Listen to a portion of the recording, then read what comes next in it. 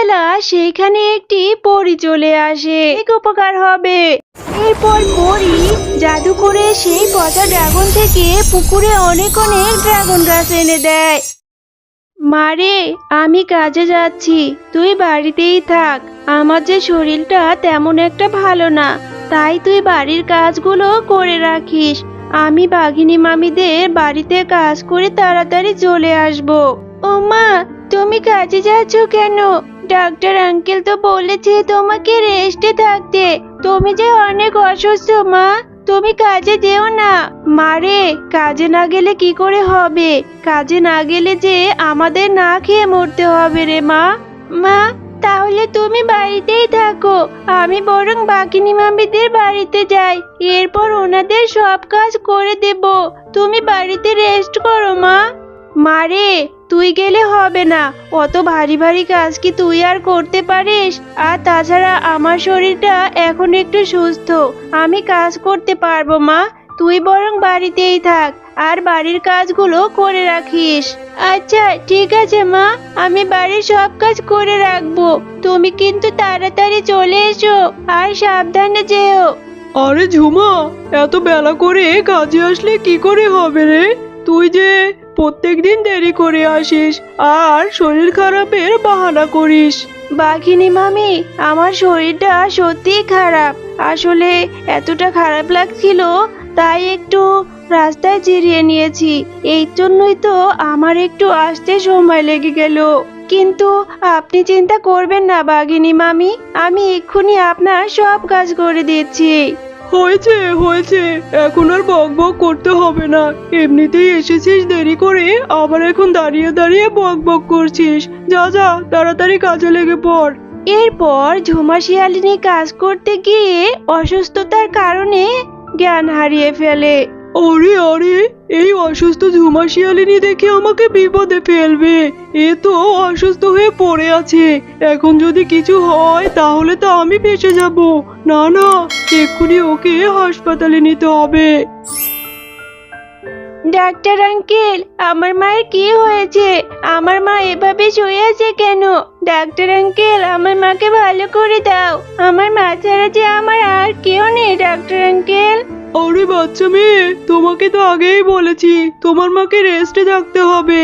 আর তোমার মায়ের শরীরে রক্তের অভাব, তাই তোমার মাকে রক্ত দিতে হবে। কিন্তু রক্তের স্যালাইনে যে অনেক টাকা দাম, তোমরা সেগুলো কি করে দেবে? তাই বরং তোমার মাকে বেশি বেশি ড্রাগন ফল খাও, এতে তোমার মায়ের রক্ত শূন্যতা কিছুটা হলেও কমবে। ডাক্তার আঙ্কেল যে বলেছে আমার মাকে ড্রাগন ফল খাওয়াতে, কিন্তু আমার কাছে তো কোনোই টাকা নেই। আমি আমার মাকে ড্রাগন ফল কি করে খাওয়াবো?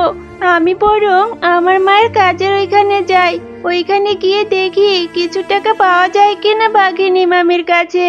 বাঘিনী মামি, আমার মা যে খুব অসুস্থ। আমার মা তো আপনাদের বাড়িতে কাজ করেছে, আমার মায়ের জন্য ওষুধ আর ফল কিনতে হবে। আমাকে কিছু টাকা দিন না, আমার মায়ের জন্য ওষুধ আর ফল কিনবো। আরে জিয়া, তোর মা তো আগে থেকেই সব টাকা নিয়ে রেখেছে, আর এছাড়া ঠিক মতো কাজও করেনি। প্রত্যেকদিন কাজে লেট করে এসেছে, আবার আসার পরেও অসুস্থতার কথা বলে কাজ করেনি। তাই আমি তোকে কোনো টাকা দিতে পারবো না। বাঘিনী মামি, দিন না, আপনারা না দিলে আমি কোথায় পাবো? আমার মা যে খুব অসুস্থ, আমার মাকে সুস্থ করতে হবে তো। আরে জিয়া, এখান থেকে যা তো। তোর মাকে সুস্থ করার টাকা কি আমি নিয়ে রেখেছি নাকি? আমি তোকে কোনো টাকা দিতে পারবো না। আমার বাড়ি থেকে এখন চলে যা। বাঘিনী মামি তো আমাকে কোনোই টাকা দিল না। আমি এখন মায়ের জন্য ওষুধ আর ফল কি করে কিনবো? আমি এখন কোথায় যাব? কেউই তো আমাকে সাহায্য করলো না। এখন আমি বরং বাঘা মামাদের দোকানে গিয়ে দেখি। বাঘা মামা তো অনেক অনেক ফল বিক্রি করে, আমি দেখি ওইখানে গিয়ে একটা ড্রাগন ফল পাই কিনা। ও বাঘা মামা, আমার মা যে খুব অসুস্থ, ডক্টর বলেছে ড্রাগন ফল খাওয়াতে। তোমার দোকানে তো কত ড্রাগন ফল, আমাকে একটা ড্রাগন ফল দাও না। আরে জিয়া, তোকে আমি ড্রাগন ফল কি করে দেব? আমার ড্রাগন ফলগুলো তো বিক্রি করে টাকা পেতে হবে রে। আমি তো ব্যবসায়ী লোক, তোকে আমি ড্রাগন ফল দিতে পারবো না। ও বাঘা মামা, তাহলে তুমি আমাকে একটা কাজেই রেখে দাও না, আমি তোমার দোকানে কাজ করে দেব, তার বিনিময়ে আমাকে একটা ড্রাগন ফল দিও। না রে জিয়া, আমার হলো ছোট দোকান, আমার দোকানে কোনো কাজের লোক লাগবে না। এছাড়া আমি তোকে ড্রাগন ফলও দিতে পারবো না। এখন এখান থেকে যা রে। ও বাঘা মামা, দাও না, আমার মা ছাড়া যে আমার আর কেউ নেই, আমার মাকে সুস্থ করতে হবে। আরে জিয়া, এত করে যেহেতু বলছিস তাহলে শোন, ওই যে নিচে একটা ড্রাগন ফল পড়ে আছে, একটু পচে গেছে কিন্তু কোনো সমস্যা নেই, একটু ভালো অংশও আছে। তুই বরং বাড়িতে নিয়ে ওইটাই কেটে ভালো অংশটুকু তোর মাকে খেতে দিস। যা যা, ওটাই নিয়ে যা। মা জিয়া, তুই কোথায় গিয়েছিলি রে মা? সারাটা দিন অসুস্থতার কারণে আমি উঠতেও পারিনি, তোকে খুঁজতেও পারিনি। তুই কোথায় গিয়েছিলি রে মা? মা, আমি যে সারাদিন অনেক জায়গায় গিয়েছি, তোমার ওষুধ আর ফলের জন্য টাকা খুঁজেছি, কিন্তু কেউ আমাকে টাকা দেয়নি। অবশেষে বাঘা মামা আমাকে এই ড্রাগন ফলটা দিয়েছে। মা, এই ড্রাগন ফলটা থেকে তোমাকে ভালো অংশটুকু কেটে দেই আমি। মারে, এই ড্রাগন ফলের মধ্যে তো কোনো ভালো অংশ নেই, এটা তো একবারে পচে গেছে, আর কি দুর্গন্ধও আসছে। মারে, তুই আমার জন্য এত ছোট হয়েও এত কষ্ট করছিস, আর আমি হয়েছি অভাগী, তোর জন্য আমি কিছুই করতে পারছি না রে মা। মা, তুমি কোনো চিন্তা করো না, আমি যে করেই হোক তোমার জন্য ফল আর ওষুধের টাকা আনবো।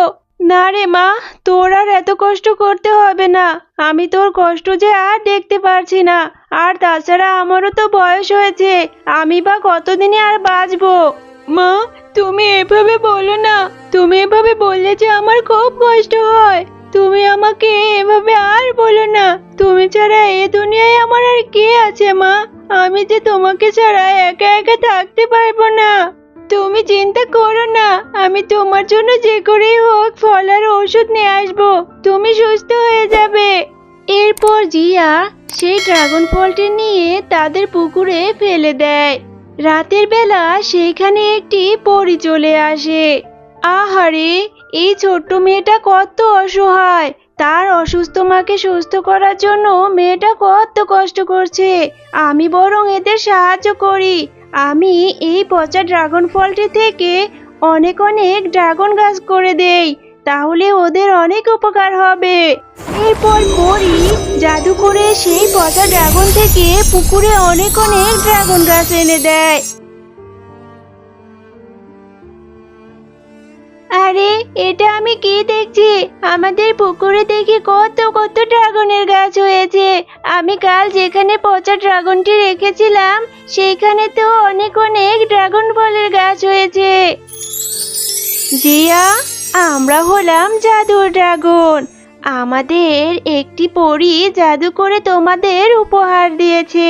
তোমরা অনেক সৎ আর ভালো দেখে পরীটা তোমাদের সাহায্য করেছে। শোনো মেয়ে, এই গাছের ড্রাগন ফল কখনো শেষ হবে না। তুমি তোমার মাকে এই গাছ থেকে ড্রাগন ফল নিয়ে খাওয়াতে পারো, এতে তোমার মা সুস্থ হয়ে যাবে। আবার এই গাছ থেকে ড্রাগন ফল নিয়ে তোমরা বাজারে বিক্রিও করতে পারবে, এতে তোমাদের আর কোনো অভাব থাকবে না। আরে জাদু ড্রাগন গাছ, তুমি সত্যি বলছো? তাহলে তো অনেক ভালো হবে, আমার মাকে আর কষ্ট করে কোনো কাজ করতে হবে না। আমার মা যে অনেক অসুস্থ, এই ড্রাগন খেলে আমার মা সুস্থ হয়ে যাবে। তোমাকে অনেক অনেক ধন্যবাদ জাদু ড্রাগন গাছ। তবে শোনো মেয়ে, তোমরা কখনোই বাঘিনীদের মতো অহংকার করবে না, আর এই গাছের ড্রাগন তোমরা নিজেদের প্রয়োজনে খাবে ও বাজারে বিক্রি করবে। এছাড়া অসহায় দরিদ্র পশুদের তোমরা সাহায্য করবে, এতে করে সবাই অনেক ভালোভাবে জীবন পার করতে পারবে।